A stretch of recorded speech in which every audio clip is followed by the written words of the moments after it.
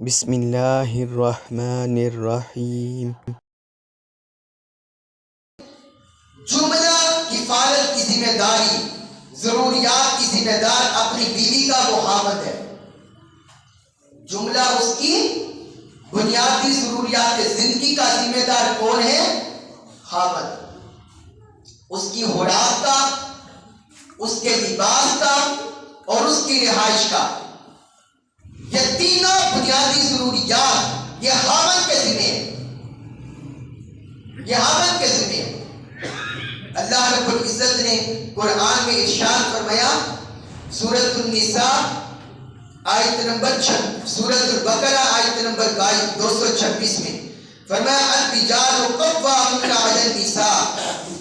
یہ سورۃ النساء آیت نمبر 34 میں ہے۔ فرمایا الرجال قوامون علی النساء بما فضل اللہ بعضهم علی بعض، فرمایا جو مرد ہیں وہ عورتوں پر محافظ اور منتظم ہیں، عورتوں پر محافظ و منتظم ہے، اس وجہ سے کہ اللہ نے بعض کو بعض پر فضیلت دی ہے،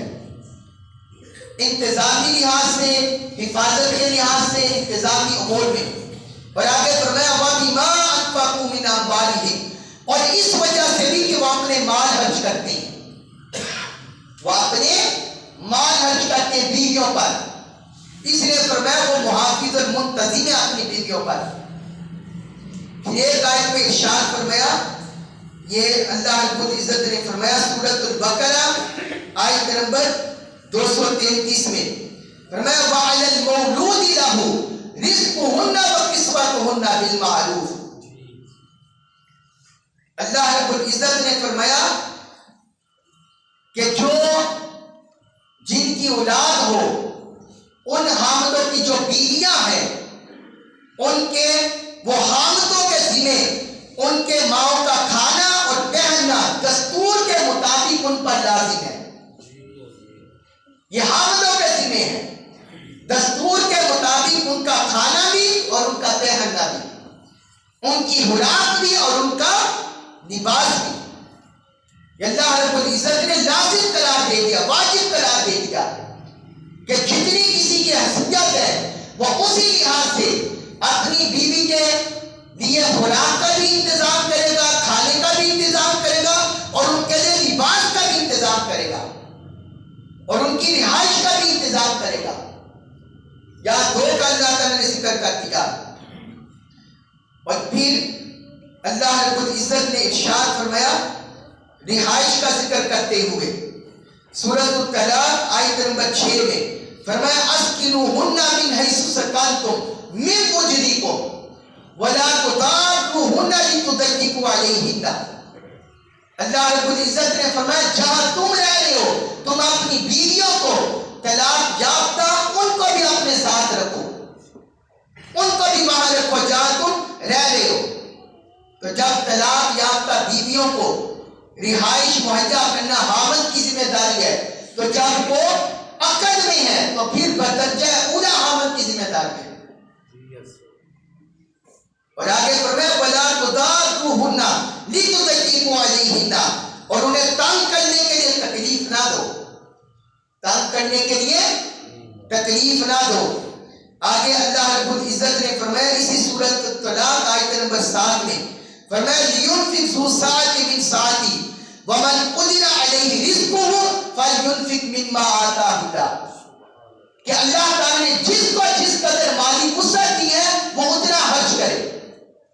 اور جس کو تنگی دی ہے مال میں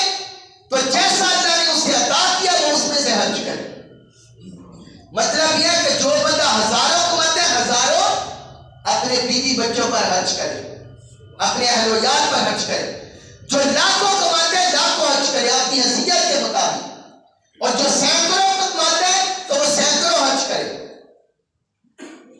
ان کو تنگ دستی کا شکار نہ کرے، ان کو محتاج نہ کرے، یہ اس پر لازم ہے کہ اپنے بیوی اور بچوں کا حق ادا کرے، یہ اللہ اور اللہ کے رسول نے حق رکھا ہے۔ حجۃ الوداع کے موقع پر حضور صلی اللہ علیہ وسلم نے ایک عالمگیر خطبہ ارشاد فرمایا، عالمگیر خطبہ حجۃ الوداع کے موقع پر جب آپ نے حج کیا، اس موقع پر دیکھیے حضور صلی اللہ علیہ وسلم نے خواتین کے حقوق کا کس قدر تحفظ کیا۔ اس خطبہ میں ارشاد فرمایا اتقوا اللہ فی النساء فإنکم احظتموہن بأمان اللہ۔ فرمایا اے لوگوں، عورتوں کے معاملے میں اللہ سے ڈرو، عورتوں کے معاملے میں اللہ سے ڈرو، تم نے انہیں اللہ کی امان سے لیا ہے،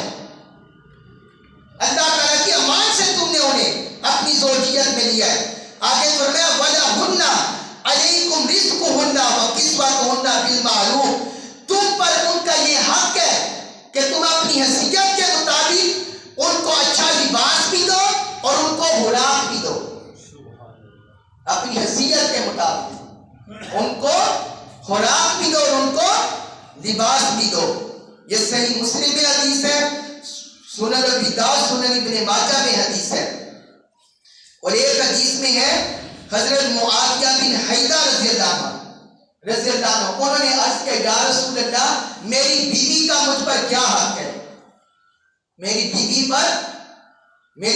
کا مجھ پر کیا حق ہے، یا ہم میں سے کسی پر اس کی بیوی کا کیا حق ہے؟ حضور نے فرمایا ان تطعمها اذا طعمت وتكسوها اذا اكتسيت او اكتسبت۔ فرمایا جب تم کھانا کھاؤ تو اسے کھلاؤ، جب تم کھانا کھاؤ تو اسے کھلاؤ، اور جب تم پہنو تو اسے پہناؤ، یا جو تم کماؤ اس میں سے اسے پہناؤ۔ یہ حضور نے ارشاد فرمایا۔ آگے دیا وہ اخلاقی لحاظ سے وہ ہم آگے بیان کریں گے اگلے حقوق میں۔ یہ مسند احمد بن حنبل میں حدیث ہے اور سنن ابی داؤد میں حدیث ہے۔ اور پھر ایک حدیث میں حضور نے فرمایا انک لن تنفق نفقۃ تبتغی بها وجه اللہ الا اجرت علیها حتی ما تجعل فی فم امرأتک۔ فرمایا تم جو کچھ بھی اللہ کی رضا پانے کے لیے حج کرتے ہو تمہیں اس پر اجر دیا جاتا ہے، تمہیں اس پر اجر دیا جاتا ہے۔ تم جو کچھ بھی حج کرتے ہو اللہ کی رضا کے لیے تمہیں اس پر اجر دیا جاتا ہے۔ حتیٰ کہ فرمایا حتیٰ ما تجعل فی فم امرأتک، حتیٰ کہ جو کچھ تم اپنی بیوی کے منہ میں لقمہ ڈالتے ہو اس کا بھی تمہیں اجر دیا جاتا ہے،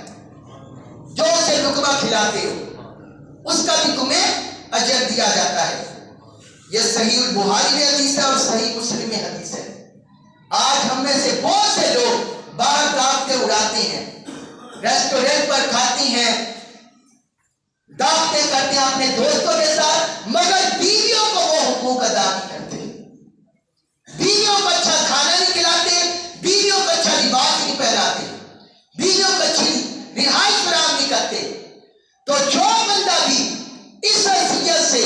کمی کرتا ہے اپنی حیثیت کے لحاظ سے وہ اللہ کی بارگاہ میں مجرم ہے، اللہ کی بارگاہ میں مجرم ہے، اسے معاوضہ ہوگا، یہ وہ حق تلفی کر رہا ہوگا اپنی بیویوں کے حق کی، اپنی بیویوں کے حق کی حق تلفی کر رہا ہوگا۔ اور ایک حدیث میں ایک تھی حضرت ابو سفیان کی بیوی، وہ حضور کے پاس شکایت لے کر آ گئی، یا رسول اللہ میرا حامد جتنا اس کے پاس مال ہے اتنے میرے خرچے وہ نہیں کرتا، تو کیا میں اس کے مال میں سے لے لیا کروں، یعنی چوری چھپے اس کو بتائے بغیر؟ تو حضور نے فرمایا خذی ما یکفیک وولدک بالمعروف، فرمایا تم اس کے مال میں سے اپنی اور اپنے بچوں کی ضرورت پوری کرنے کے لیے لے سکتی ہو، لے لیا کرو جس سے تمہاری اور تمہارے بچوں کی ضرورت پوری ہو جائے، فرمایا لے سکتی ہو۔ یہ صحیح البخاری میں حدیث ہے، سنن ابن ماجہ میں بھی یہ حدیث ہے۔ اب یہاں ایک سوال یہ بھی آج کے دور میں پیدا ہوتا ہے کہ کوئی بیوی اگر جاب کر رہی ہو یا اس کا ہزاروں لاکھوں کا بزنس ہو، کیا اس پر اپنے حامد پر حرج کرنا لازم ہے؟ کیا وہ بھی حامد پر حرج کرے گی؟ تو یہ بات یاد رکھیں، غور سے سن لیں، بیوی چاہے ہزاروں کمائے یا لاکھوں کمائے، حامد پر اس پر ذرہ برابر بھی واجب نہیں ہے کہ وہ حامد پر حرج کرے، ذرہ بر بھی اس پر واجب ہے. اگر وہ ہزاروں لاکھوں کمائے گی تب بھی خاوند پر واجب ہوگا اس پر حج کرے. ہاں اگر وہ نیکی کر کے خاوند کا ساتھ دے دے، خاوند کے ساتھ تعاون کر دے، اس کے ساتھ ہاتھ بٹا دے، تو یہ اس کے لیے زیادہ اجر ہے، یہ اس کا خاوند پر احسان ہوگا. مگر شرعی لحاظ سے اس کے ذمہ یہ نہیں ہے، اس کے ذمہ یہ واجب نہیں ہے. اللہ تبارک و تعالی ہمیں قرآن و سنت کا کامل فہم نصیب فرمائے اور ہمیں اس پر عمل پیرا ہونے کی توفیق عطا فرمائے.